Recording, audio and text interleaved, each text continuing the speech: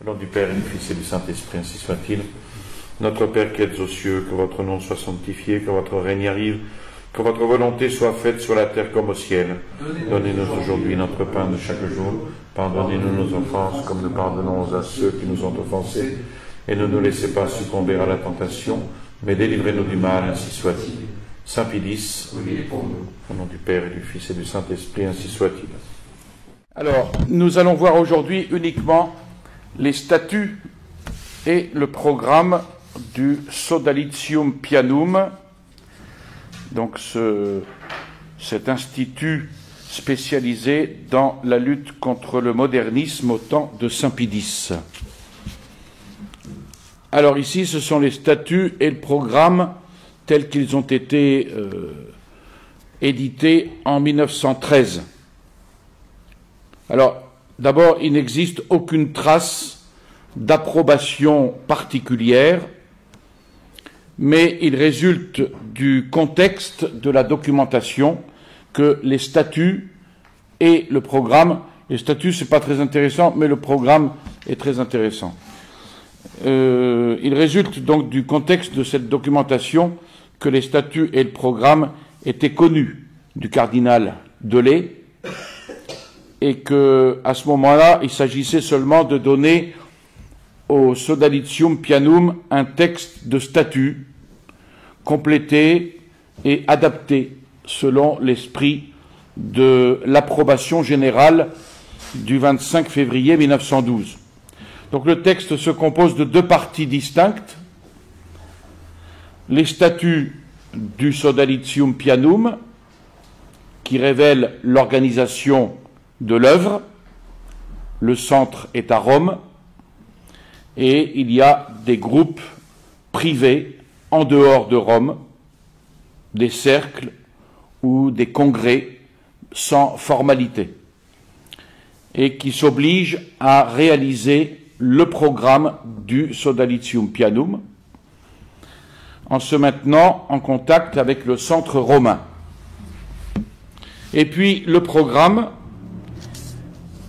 qui se situe dans la phraséologie et la formulation duquel on sent tout de suite la mentalité de Monseigneur Benini, donc président de ce Sodalitium Pianum, directeur, et toute sa large conception de la vie et de l'action catholique dans le sens intégral, ou encore dans chaque aspect, sous chaque aspect, dans chaque manifestation.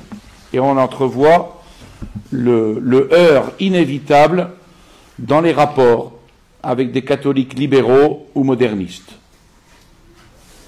Donc même les antithèses répétées qu'on va trouver dans le programme, à chaque fois il y a pour, contre, même les antithèses répétées font sentir cette ambiance dans le Sodalitium Pianum, cette ambiance de lutte, et de lutte implacable qui se répandait effectivement dans l'organisation de Monseigneur Benini contre toute attitude moderniste. Et ce document, il est d'une importance capitale, ce programme. La lettre et l'esprit sont sans aucun doute louables. Si par suite, on l'avait vu, si par suite l'application ou l'exécution a parfois péché par excès ou par imprudence, ce n'est pas en soi la faute du programme. C'est la faute de tout être humain, de tomber parfois dans certains excès ou certaines imprudences. Mais ce n'est pas dans le programme. Il faut surtout remarquer que le programme, ainsi qu'il est exposé sur le papier, répond aux idées et aux intentions de Saint Pidis, qui voulait ramener le monde à la pleine restauration dans le Christ, sans aucun compromis d'aucune sorte. Alors d'abord les statuts. Sodalitium Pianum ou Ligue de Saint Pie V. puisqu'ils avaient pris pour patron Saint Pie V. Alors, premier point des statuts, le Sodalitium Pianum, appelé ainsi en l'honneur de Saint Pie V, vaillant défenseur de l'Église et du monde catholique contre les ennemis intérieurs et extérieurs au début de l'époque moderne. Le Sodalitium Pianum, donc, c'est quoi? C'est une entente romaine de groupes catholiques romains intégraux qui acceptent ces statuts et le programme qui y est joint. Ces groupes, qui sont composés d'au moins 3 personnes, peuvent être des comités ou autres organisations catholiques, aussi bien que de simples réunions familières et amicales. Deuxième point, l'objet du Sodalitium Pianum. Il a pour but d'assurer à ces groupes, que nous avons vus au premier point, fédérés, leur assurer les avantages d'une entente fraternelle dans leur œuvre catholique intégrale selon les directives papales. Voilà l'objet. Troisième point, le Sodalitium Pianum vénère comme ses patrons célestes Notre-Dame auxiliaire des chrétiens. On trouve cette expression dans les litanies de la Sainte Vierge. Saint-Pierre et Saint-Paul qui sont les princes des apôtres et Saint Pie V. Les membres de chaque groupe fédéré prieront chaque jour pour l'Église et pour le souverain pontife. Quatrième point, un groupe fédéré s'oblige envers le Sodalitium Pianum, c'est-à-dire la diète, le mouvement.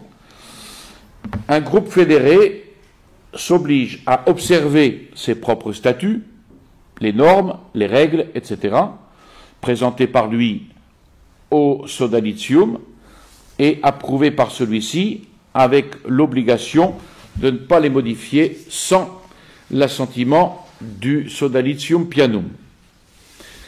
Il s'oblige aussi à observer les statuts et le programme du Sodalitium, à ne pas s'unir avec d'autres ententes, d'autres ligues, etc., sans l'assentiment préalable du Sodalitium Pianum, et puis à envoyer à celui-ci une offrande annuelle que chaque groupe fixera chaque fois pour contribuer aux dépenses de l'œuvre.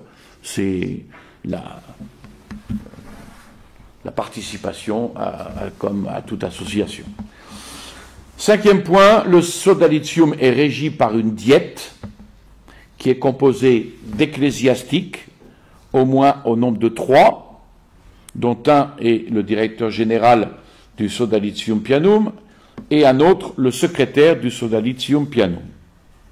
Et dans les différents pays, l'œuvre de la diète est épaulée par divers représentants de celle-ci. Sixième point, le siège habituel du Sodalitium est à Rome. Septième point, la diète nomme ses membres et ses représentants. Elle admet les groupes dans le Sodalitium, c'est-à-dire le point numéro 2.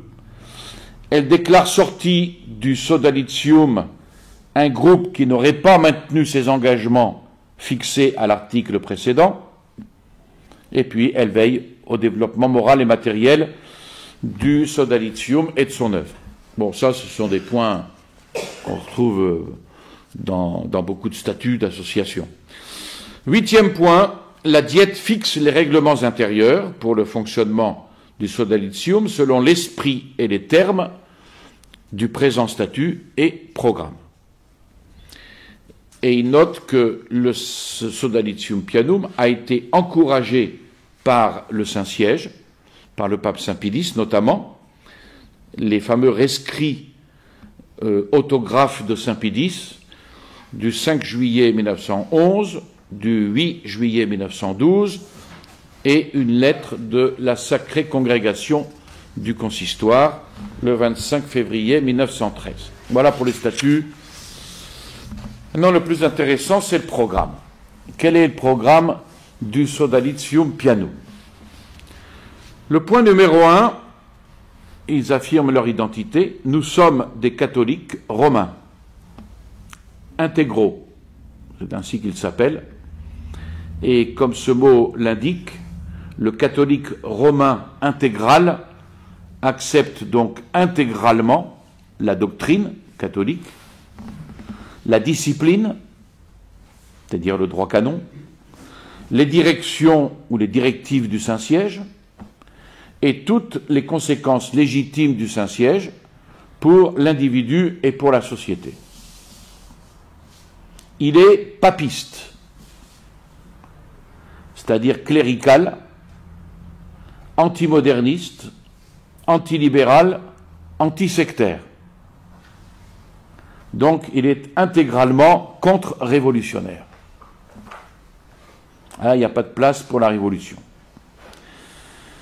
Parce qu'il est l'adversaire non seulement de la révolution jacobine et du radicalisme sectaire, mais également ennemi, adversaire du libéralisme, que ce soit libéralisme religieux ou social.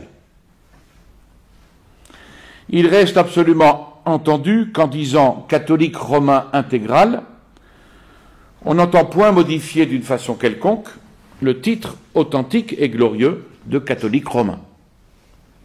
Puisque le catholique, s'il est romain et s'il est catholique, il est intégral. Le mot intégral signifie seulement intégralement catholique romain,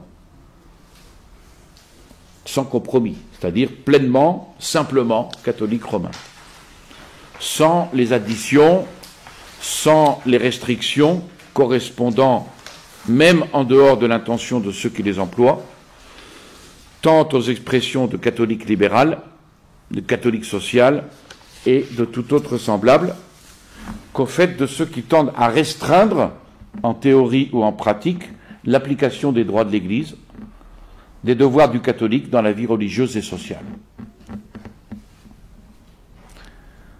Voilà, donc ça c'est l'identité du Sodalitium Pianum que nous faisons totalement nôtre, évidemment. Deuxième point, quel est l'objet? Nous luttons pour le principe et le fait de l'autorité, de la tradition, de l'ordre religieux et social, dans le sens catholique de ces mots et dans ses déductions logiques. Donc le principe et le fait, les conséquences pratiques. Troisième point, nous considérons comme des plaies dans le corps humain de l'Église l'esprit et le fait du libéralisme et du démocratisme, soi-disant catholique, aussi bien que du modernisme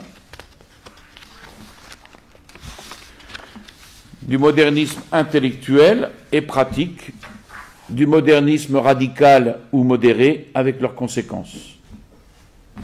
Évidemment, ce troisième point, nous le faisons nôtre totalement.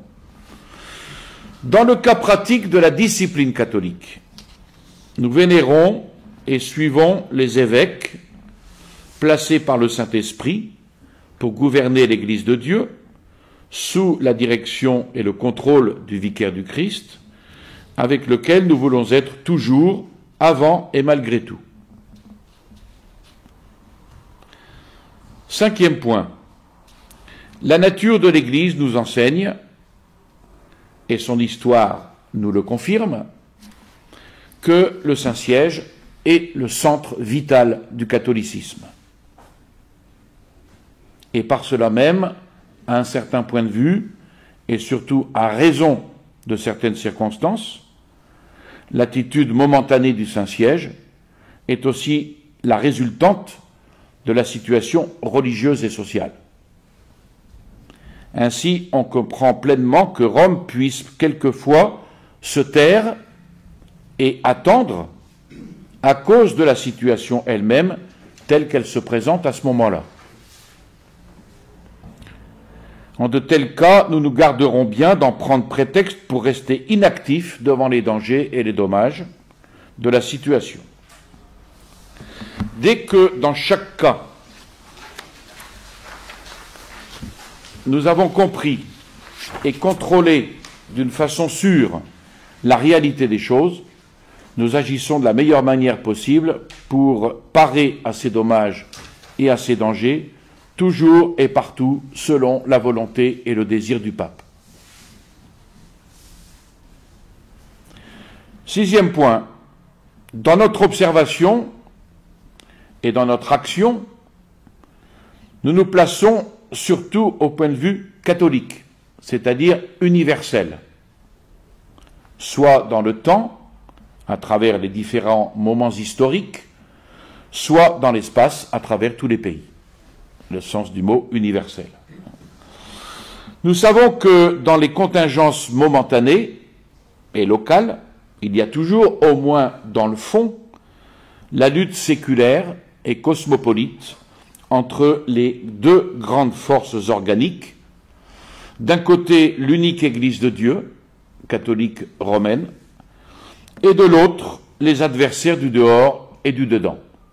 Et ça sera toujours comme cela, jusqu'à aujourd'hui et jusqu'à demain. Alors, quels sont les adversaires du dedans et du dehors? Ceux du dehors, les sectes judéo-maçonniques et leurs alliés directs, qui sont dans les mains du pouvoir central de la secte, et ceux du dedans, les modernismes, les démo-libéraux, etc., qui vont lui servir d'instrument, conscient ou inconscient, d'infiltration et de décomposition parmi les catholiques. Ce schéma, il vaut pour aujourd'hui. Septième point, nous combattons la secte du dedans et du dehors, toujours et partout, sous toutes ses formes, par tous les moyens honnêtes et opportuns. Donc, sus à la secte. Dans les personnes des sectaires du dedans et du dehors et de leurs complices, nous combattons seulement la réalisation concrète de la secte, de sa vie, de son action, de ses plans. Vous voyez, ici, il n'y a pas d'attaque de la personne en elle-même, mais attaque de la personne quand elle divulgue l'erreur. C'est que ça correspond à ce que saint Augustin disait, hein, aimer l'ennemi, haïr l'erreur. Cela, nous entendons le faire sans rancune envers nos frères égarés, comme aussi sans aucune faiblesse et sans aucune équivoque. Donc pas de demi-mesure et de guili-guili, hein, non. Comme un bon soldat qui traite sur le champ de bataille. Tous ceux qui combattent sous le drapeau ennemi, leurs aides et leurs complices. Tout cela, ce sont les ennemis. Huitième point, nous sommes pleinement contre toute tentative d'amoindrir, de rendre secondaire, de dissimuler systématiquement les revendications papales pour la question romaine, d'écarter l'influence sociale de la papauté, de faire dominer le laïcisme. Toutes ces tentatives d'amoindrissement de la doctrine catholique. Vous remarquerez qu'à partir de là, il y a toujours un pour et un contre. Nous sommes contre, mais nous sommes pour. Ce qui montre bien que ce n'est pas l'aspect négatif qui va primer. Donc, nous sommes contre toute tentative d'amoindrissement, mais nous sommes pour la revendication inlassable de la question romaine, selon les droits et selon les directives du Saint-Siège. Et pour un effort continuel en vue de ramener le plus possible la vie sociale sous l'influence légitime et bienfaisante de la papauté et en général de l'Église catholique. Neuvième point, nous sommes contre l'interconfessionnalisme, ce qu'on dirait aujourd'hui l'œcuménisme, contre le neutralisme. La vie n'est pas neutre, elle consiste à prendre parti, disait un certain maréchal, pour ne pas le nommer le maréchal Pétain. contre l'interconfessionnalisme, contre le neutralisme, contre le minimalisme religieux, minimalisme dans l'organisation et dans l'action sociale, dans l'enseignement, aussi bien que dans toute activité de l'homme individuel et de l'homme collectif, laquelle relève de la vraie morale, donc de la vraie religion, donc de l'Église. Donc dans tout cela, pas d'interconfessionnalisme, pas de neutralisme et pas de minimalisme religieux. Nous sommes pour la confessionnalité dans tous les cas prévus dans l'alinéa précédent. Et si, dans des cas exceptionnels, pardon pour les fautes, et transitoires, le Saint-Siège tolère des unions interconfessionnelles, pour une application consciencieuse et contrôlée de cette tolérance exceptionnelle et pour sa durée et son extension le plus possible restreinte selon les intentions du Saint-Siège. Évidemment, il peut y avoir des circonstances historiques qui permettent, dans des cas exceptionnels et transitoires, une tolérance d'union interconfessionnelle, mais c'est toujours pour un temps, c'est toujours transitoire, c'est toujours dans des cas exceptionnels et pour éviter un plus grand mal. Puisque la tolérance, elle peut s'exercer toujours, non pas comme un droit, mais comme une possibilité dans le cas où ça éviterait un mal plus grave. 10e point, contre le syndicalisme ouvertement ou implicitement a-religieux, neutre et amoral, qui amène fatalement la lutte antichrétienne des classes, selon la loi brutale du plus fort. Contre le démocratisme, quand il s'appelle chrétien, même quand il s'appelle chrétien, mais toujours plus ou moins empoisonné des idées et des faits démagogiques.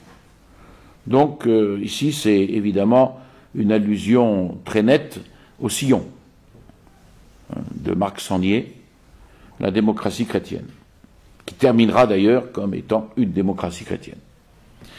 Et puis contre le libéralisme, même quand il s'appelle économico-social, parce qu'attention, certains vont condamner le libéralisme intellectuel, mais non pas le libéralisme économique. Non, même quand il s'appelle économico-social, qui pousse par son individualisme à la désagrégation sociale. On aura donc d'un côté la lutte des classes et de l'autre côté le libéralisme économique qui vont tous les deux aboutir à la désagrégation sociale. Et puis pour l'harmonie chrétienne des classes entre elles, donc contre le marxisme, aussi bien contre l'individu, la classe et la société entière. Et donc pour l'organisation corporative de la société chrétienne selon les principes et les traditions de justice et de charité sociale qui ont toujours été enseignés et vécus par l'Église et par le monde catholique pendant de longs siècles et qui par conséquent sont parfaitement adaptables à toute époque et à toute société vraiment civilisée. Ensuite, 11e point, contre le nationalisme païen, qui fait pendant au syndicalisme a-religieux, l'un considérant les nations comme l'autre les classes, c'est-à-dire des collectivités dont chacune pourrait, peut et doit pousser amoralement ses intérêts propres, complètement en dehors et à l'encontre de ceux des autres, selon la loi brutale dont nous venons de parler. Donc contre ce nationalisme païen, et donc contre l'antimilitarisme et le pacifisme utopique, exploité par la secte dans le but d'affaiblir et d'endormir la société sous le cauchemar judéo-maçonnique. Et pour le patriotisme, saint et moral, patriotisme chrétien, dont l'histoire de l'Église nous a toujours donné des exemples splendides. Moi, je suis très frappé de l'actualité de ce programme. Et en plus, encore plus au numéro 12, contre le féminisme. On est en 1912, 13. Donc, 12e point, contre le féminisme, qui exagère et qui dénature les droits et les devoirs de la femme, en les mettant en dehors de la loi chrétienne, contre la coéducation des sexes, c'est-à-dire la mixité dans l'enseignement, et contre l'initiation sexuelle de la jeunesse. On est au début du siècle. Et que dire maintenant? Pour l'amélioration, par contre, oui, des conditions matérielles et morales de la femme, de la jeunesse, de la famille, selon la doctrine et la tradition catholique. 13e point, contre la doctrine et contre le fait profondément antichrétien de la séparation de l'Église et de l'État, aussi bien qu'entre la religion et la civilisation, qu'entre la religion et la science, qu'entre la religion et la littérature, qu'entre la religion et l'art. Contre tout cela, mais pour l'union loyale et cordiale de la civilisation, de la littérature, de la science, de l'art, aussi bien que de l'État. Union loyale, cordiale, avec la religion et donc avec l'Église.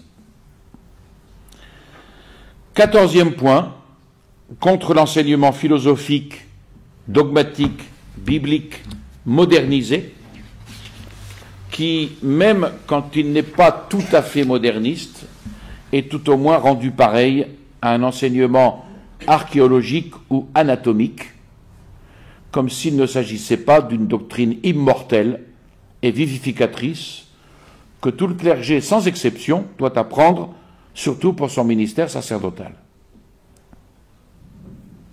Par contre, pour l'enseignement ecclésiastique, inspiré, guidé par la glorieuse tradition de la scolastique, des saints docteurs de l'Église et des meilleurs théologiens du temps de la Contre-Réforme, avec toutes les aides sérieuses de la méthode et de la documentation scientifique.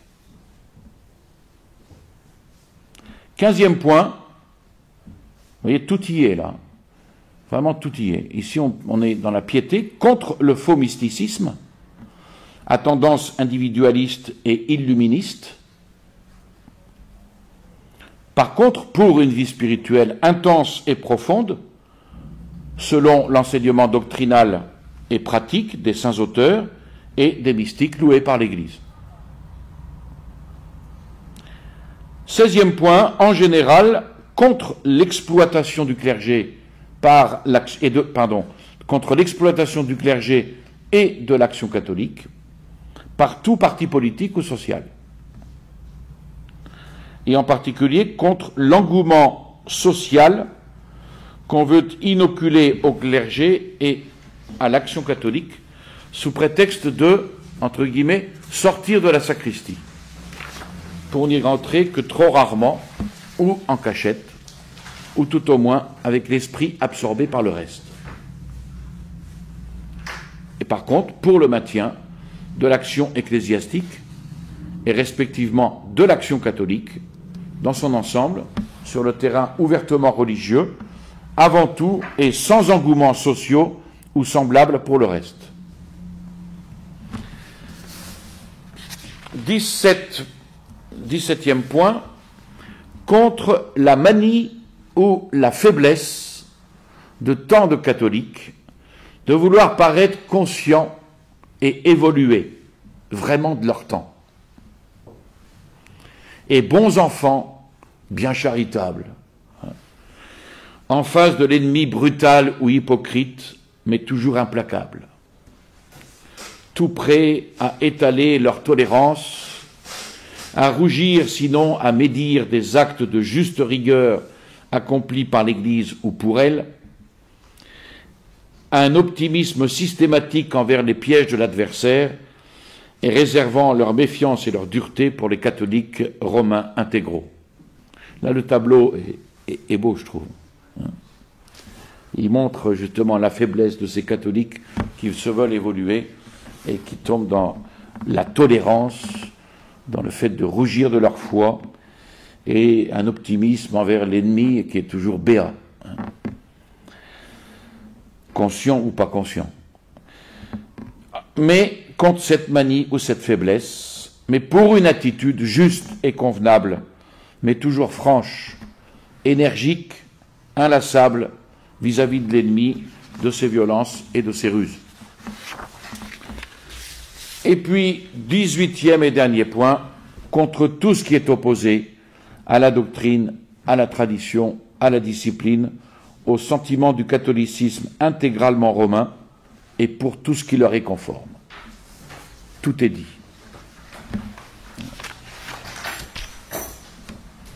Et on comprend l'attitude de Saint Pidis qui louait ce Vanitium Piano. Je vous salue Marie, pleine de grâce, le Seigneur est avec vous. Vous êtes bénie entre toutes les femmes, et Jésus, le fruit de vos entrailles, est béni.